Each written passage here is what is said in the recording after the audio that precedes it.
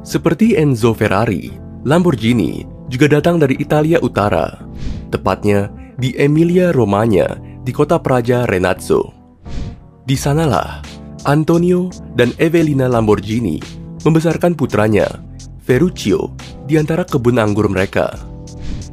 Ferruccio lahir tahun 1916, tepat terjadinya Perang Dunia I. Meskipun demikian, Ferruccio tumbuh sebagai orang yang ambisius dan memiliki harapan.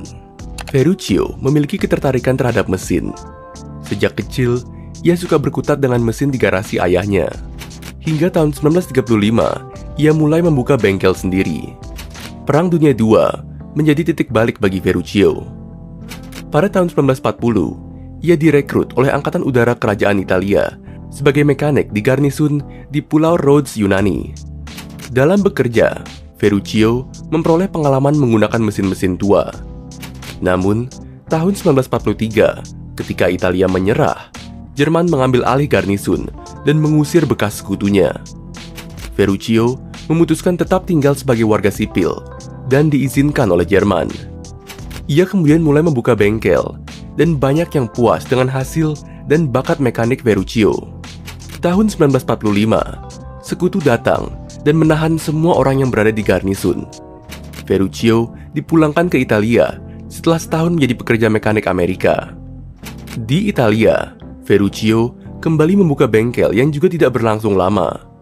Kemudian, sebuah ide cemerlang muncul.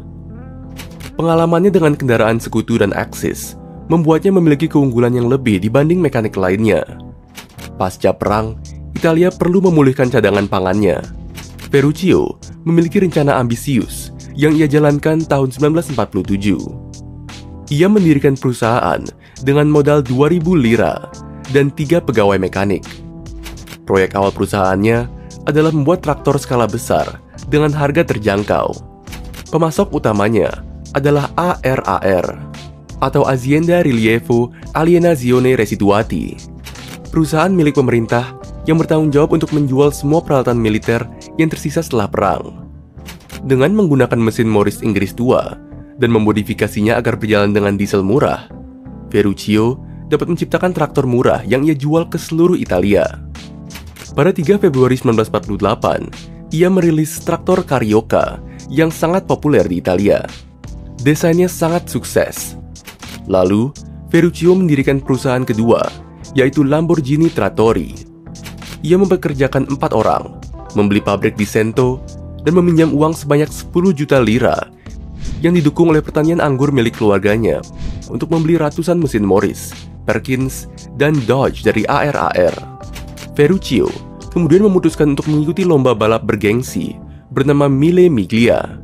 Namun, saat berangkat, ia mengalami kecelakaan dan tidak tertarik lagi untuk mengikuti balap. Tahun 1950, Trattori memiliki tenaga kerja lebih dari 30 orang dan memproduksi lebih dari 200 traktor per tahun. Permintaan traktor bertambah. Lalu, ia memperoleh 1.000 meter persegi tanah pada 1951 untuk membangun pabrik baru. Pada tahun itu juga, ia merilis traktor L33, traktor subsidi pemerintah yang dikerjasamakan dengan Ferruccio. Pabrik baru Ferruccio memproduksi traktor pertamanya pada 1956. Pada tahun itu juga, ia merampingkan desain mesin dan melakukan perjalanan melintasi Atlantik untuk membeli teknologi pemanas dan pendingin udara dari Amerika Serikat. Tahun 1960-an, perusahaan traktor Ferruccio memiliki 400 karyawan dan memproduksi 30 traktor per hari. Menjadi mekanik secara otodidak, ia menjadi pribadi yang kritis pada setiap kelemahan dari mobil yang ia miliki. Ferruccio mengoleksi mobil sport sebagai hiburannya. Beberapa mobil yang ia miliki adalah Alfa Romeo, Maserati, Jaguar E-Type, Mercedes-Benz, dan Ferrari. Koleksi Ferrari miliknya beberapa kali mengalami masalah dan kurang sreg dengan desain mobil tersebut. Lalu, ia membawa mobil tersebut ke Modena dan langsung bertemu dengan Enzo Ferrari untuk menyampaikan keluhannya. Namun, Ferruccio mendapatkan jawaban yang tidak menyenangkan hati. Ia tidak kecewa, justru menganggap jawaban Enzo sebagai tantangan. Ferruccio lalu menciptakan automobili Lamborghini untuk membalas Enzo. Lamborghini yang pertama beroperasi adalah GT350 yang dibuat tahun 1964 dengan bantuan insinyur muda Paolo Stanzani. Mobil ini menggabungkan teknologi yang mengesankan, termasuk mesin V12, transmisi 5 kecepatan, rem cakram 4 roda, dan suspensi independen 4 roda. Membuat GT350 tidaklah mudah. Bahkan, prototipenya mengalami beberapa kekurangan desain serius yang sangat jelas saat pameran mobil tahun 1963 di Turin. Masalah yang paling menonjol adalah mesin mobil yang tidak muat di dalam panel bodi mobil. Solusi dari Ferruccio adalah mengisi kompartemen dengan batu bata dan menjaga agar tutupnya tetap bisa tertutup. Pada akhirnya, GT350 menjadi mahakarya dan mendapatkan pujian dari para kritikus dan pelanggan. Pada 1966, Lamborghini merilis 400 GT dan Miura P400. Miura sangat terkenal karena menetapkan tata letak rear mid-engine sebagai standar untuk semua mobil berperforma tinggi saat itu dan masih digunakan hingga kini. Miura awalnya dikembangkan sebagai kendaraan balap jalanan oleh tim insinyur yang dipimpin oleh Marcello Gandini. Mereka merahasiakan proyek dari Ferruccio karena ia menentang membuat mobil balap yang disebabkan kecelakaannya dahulu. Ketika Ferruccio mengetahui desain baru mobilnya, dia terlihat cukup terpesona, namun masih berpegang pada kebijakan no racing.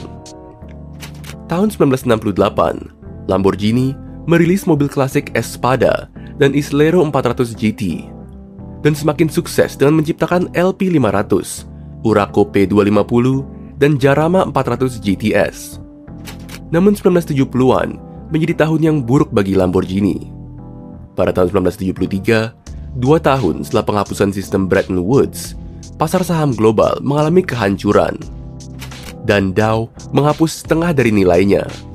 Pada saat yang sama, OAPEC memulai embargo minyak yang berakibat naiknya harga bahan bakar dan menjerumuskan perusahaan otomotif ke dalam krisis. Lamborghini Trattori juga mengalami penurunan ketika kesepakatan pemasok Bolivia dengan 5.000 traktor dibatalkan karena kudeta 1971 oleh Hugo Banzer. Ferruccio melakukan yang terbaik untuk tetap mempertahankan perusahaannya. Ia akhirnya menemukan pembeli lain untuk traktornya. Ia juga memindahkan pabrik pemanas minyaknya ke Dosso, Nigeria. Pada akhirnya, ia harus menjual saham Lamborghini kepada investor asing agar tetap bisa mempertahankan perusahaannya. Meski ia berhasil menyelamatkan Lamborghini, ia tetap pensiun di tengah pemogokan luas yang dilakukan serikat pekerja di seluruh Italia. Pada 1973, ia menjual perusahaan Trattori kepada perusahaan traktor Italia lainnya. Setahun kemudian, ia menjual saham Lamborghini yang masih ia miliki sebesar 49% kepada seorang pengusaha Swiss bernama René Leimer. Seorang teman René sebelumnya telah membeli 51% saham Lamborghini. Kemudian, keduanya bekerja sama untuk memajukan kembali Lamborghini. Namun, upaya keduanya gagal, yang kemudian membuat automobili Lamborghini dilikuidasi. Pada 1980, pemerintah Italia menjual Lamborghini sebesar $3 juta kepada Mimran bersaudara, dua pengusaha Prancis yang memiliki perkebunan tebu dan pabrik tepung besar di Afrika. Mimran bersaudara berambisi ingin merenovasi semua fasilitas Lamborghini dan membentuk tim insinyur baru, namun tidak diiringi dengan anggaran yang cukup, dan mereka terpaksa menjual kembali Lamborghini. Pada 1987, Lamborghini jatuh ke tangan Chrysler, seseorang yang mengimpor merek mobil mewah ke Amerika. Kurang dari 5 tahun, Chrysler menjual Lamborghini ke seorang konglomerat Indonesia karena tidak menghasilkan keuntungan. Setco Group yang membeli Lamborghini berhasil memulihkan kondisi Lamborghini. Kemudian pada tahun 1996, Lamborghini meraup keuntungan sebesar $120.000. Namun tahun 1998, krisis keuangan melanda dan Lamborghini kembali dijual. Pembeli selanjutnya adalah Ferdinand Piëch dari Volkswagen, yang juga membeli Bentley dan Bugatti di tahun yang sama. Di bawah Volkswagen, Lamborghini merubah strukturnya menjadi lebih ramping dan dapat mulai kembali merebut pasar mobil sport mewah. Untuk memenuhi tantangan abad ke-21, Lamborghini secara agresif memasarkan mereknya, dan di saat yang sama berinvestasi dalam penelitian dan pengembangan material. Mereka telah mendiversifikasi mobil mereka untuk menarik anggaran yang lebih luas, meski harga terendahnya masih terbilang mahal. Puncak kesuksesan Lamborghini adalah Gallardo, yang selama 10 tahun masih tetap diproduksi. Gallardo terjual sebanyak lebih dari 14.000 unit, sehingga menjadi desain Lamborghini paling populer. 2015 menjadi tahun terbaik bagi Lamborghini, karena penjualan melonjak naik dari 2.530 unit di 2014 menjadi 3.245 di 2015. Lamborghini kembali memproduksi mobil hits yang bernama SUV lurus atau Huracan, penerus Gallardo. Mungkin jika Ferruccio melihat perusahaannya sekarang, ia akan senang mengetahui bahwa Lamborghini dapat bersaing kembali dengan Ferrari.